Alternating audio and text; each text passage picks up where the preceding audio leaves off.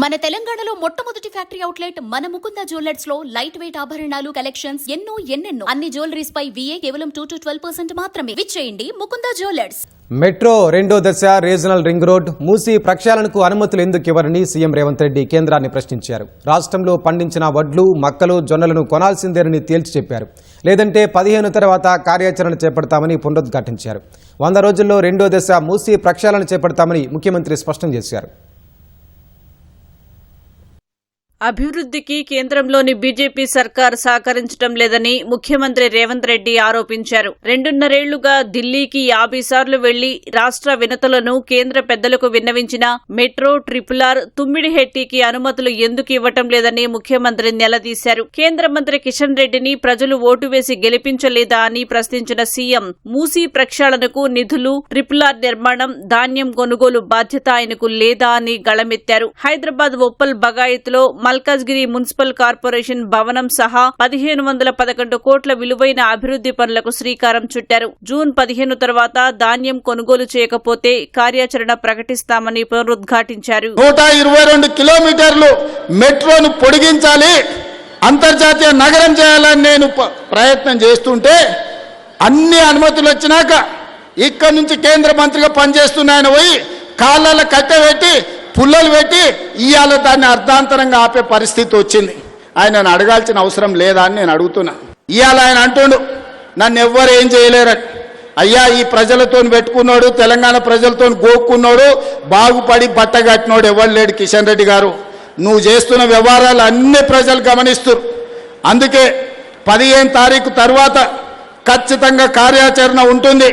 Metro రావాల్సిందే, RRRకు అనుమతులు ఇవ్వాల్సిందే, మూసి ప్రక్షాళన జరగాల్సిందే, నువ్వు పండించిన వడ్లు, మొక్కలు, జొన్నలు కొనాల్సిందే.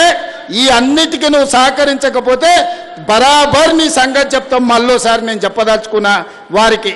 వారు అంటారు నేను పుట్టింది ఇంట్లోనే, నేను చచ్చేది ఇంట్లోనే. కరెక్టే, నువ్వు అందులోనే ఉంటావు, చీకట్లో యువతలతో సహకారం తీసుకుంటావు. నువ్వు నీ పార్టీకి ఎప్పుడైనా పనిచేసినావు, నీ కార్యకర్తలే చెప్తారు సార్ మా సార్ బీజేపీలో ఉంటాడు కానీ మొత్తం బీఆర్ఎస్ వాళ్ళతోనే మాట్లాడుతుంటాడు, కేటీఆర్ చెప్పినట్టే వింటాడు మా సార్ అని. నువ్వు అభివృద్ధి కోసం తెలంగాణకు అనుమతులు, నిధులు అన్నప్పుడల్లా నేను కలిసి వస్తా అంటే నన్ను తీసుకుపోడు. అంత సీక్రెట్ ఏముంది? ఒక్క రోజన్నా నన్ను ఎంబడి ఉండి తీసుకెళ్ళిండా? అనుమతి, మెట్రో అనుమతి తీసుకురా, రీజనల్ రింగ్ రోడ్డు తీసుకురా, మూసి ప్రక్షాళనకు నిధులు తీసుకురా, ఒట్లని కొను. నిన్నే ఎల్పీ స్టేడియంలో 1,00,000 మందిని పిలిచి పెద్ద ఎత్తున సాల్వ కప్పి గంట పెండారం తొడుగుతాం నీకే. మేము అందరం కలిసి, మా కార్యకర్తలు అందరూ కలిసి తెలంగాణకు సహకారం అందించు కిషన్ రెడ్డి గారు. జీహెచ్ఎంసీ విభజనలో రాజకీయాలు లేవని స్పష్టం చేశారు. పరిపాలనా సౌలభ్యం కోసమే జీహెచ్ఎంసీని 3 కార్పొరేషన్లుగా విభజించామని వివరించారు. కొంతమంది అంటారు రాజకీయ స్వార్థం కోసం, ఎన్నికల లబ్ధి కోసం ఈనాడు 3 మున్సిపల్ కార్పొరేషన్లు చేసిండ్రు అని. నేను ఒక్క మాట చెప్పదలుచుకున్నా, ఎన్నికల లబ్ధి కోసం చేయలే, పరిపాలన సౌలభ్యం కోసం చేసినాం.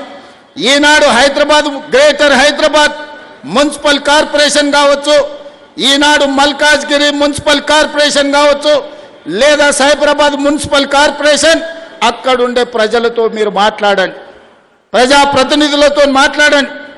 ఇవాళ ఈ మల్కాజ్గిరి మున్సిపల్ కార్పొరేషన్ ప్రాంతం, ఈ ప్రాంతం అంతా కలిసి ఒక్క దగ్గర ఈరోజు అభివృద్ధిని మీ దగ్గరికి తీసుకురాదలుచుకున్నాం. ఇవాళ మనము మల్కాజ్గిరి మున్సిపల్ కార్పొరేషన్ ఆఫీసుని 10 ఎకరాలలో ఈరోజు అంతర్జాతీయ ప్రమాణాలతో ఇక్కడ నిర్మించుకుంటున్నాం. ఇది మీకు సౌలభ్యమా కాదా? మీరు ఒక్కసారి ఆలోచన చేయండి. 100 రోజుల్లో రెండో దశ మూసీ ప్రక్షాళన చేపడతామని సీఎం స్పష్టం చేశారు. రెండో విడతలో నాగోల్ నుంచి గౌరెల్లి వరకు పనులు చేస్తామని వెల్లడించారు. మూసీ ప్రక్షాళనను బీజేపీ నేతలు వ్యతిరేకిస్తున్నారని రేవంత్ రెడ్డి మండిపడ్డారు. మూసీ గండిపేట నుంచి గాంధీ సరోవర్ వరకు ఫేజ్ 1 మొదటి విడతగా పనిచేస్తున్నాం.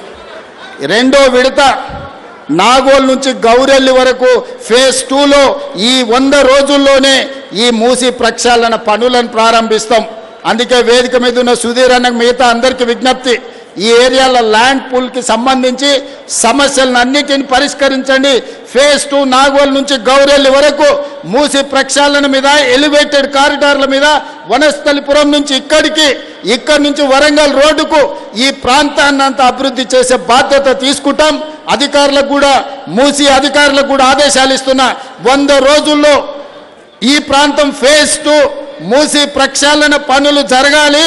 పూర్తి స్థాయిలో అంచనాలు వేయండి. పనులను అన్నిటినీ ప్రభుత్వ అనుమతులు తీసుకోండి. ఈ ప్రాంతానికి నేను చేయగలిగిన సేవ ఇదే.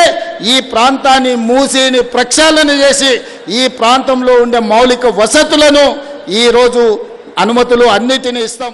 ఎంపీగా ఉండి చేయలేని అభివృద్ధిని సీఎం హోదాలో ఈ ప్రాంత అభివృద్ధికి పునరంకితమై పనిచేస్తానని ముఖ్యమంత్రి హామీ ఇచ్చారు. మౌలిక వసతుల కల్పనకు అధిక ప్రాధాన్యం ఇస్తామని, అందుకు అనుగుణంగా అధికారులు చిత్తశుద్ధితో పనిచేయాలని సీఎం ఆదేశించారు.